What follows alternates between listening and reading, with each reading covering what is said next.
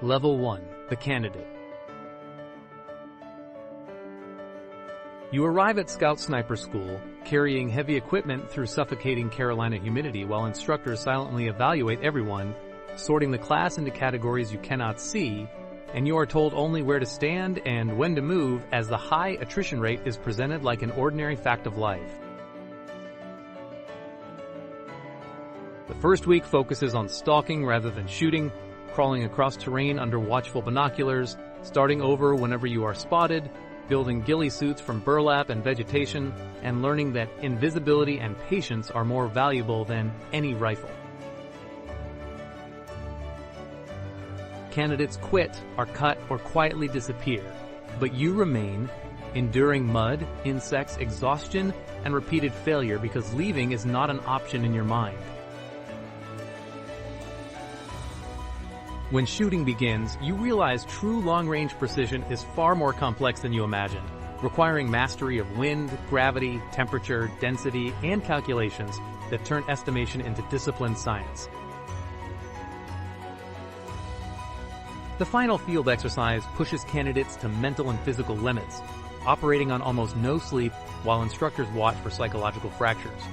And you survive not through brilliance, but because pressure sharpens your thinking instead of breaking it. You graduate competent rather than exceptional and join a team that needs steady hands. Level 2. The Spotter.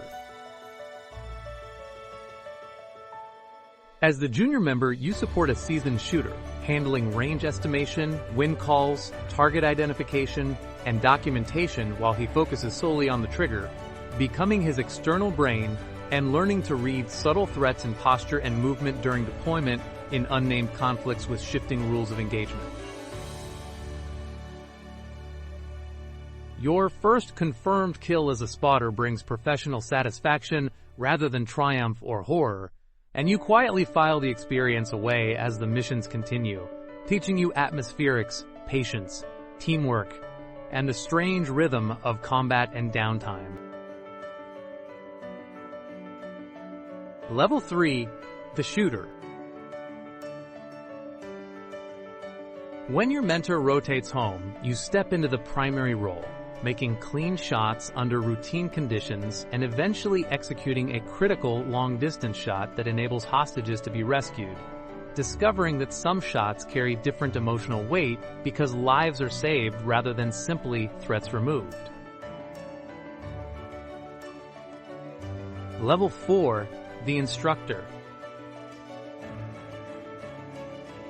You return to train new candidates, refining your own understanding by teaching fundamentals, developing a reputation for strict but fair standards, and recognizing that while training saves lives, it lacks the stark clarity of real operations, a clarity you eventually choose to experience again.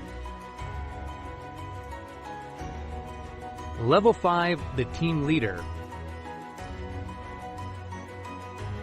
Now older, carrying physical wear and accumulated memory, you lead younger soldiers through complex missions, make legendary shots shaped partly by skill and partly by luck, and also endure the burden of a tragic mistake when faulty intelligence results in a civilian death, a weight that official reviews cannot erase and that becomes part of the moral cost you carry. Level 6. The Master. The title comes informally from peers and signifies longevity in a profession where many break or burn out, and you balance deployment with helping develop new technology while understanding that human judgment and conscience can never be fully replaced by automation. Your final deployment passes without dramatic closure, and only afterward do you realize it was the last, closing a career measured not by numbers but by discipline, responsibility, and consequences that linger long after the rifle is stored away.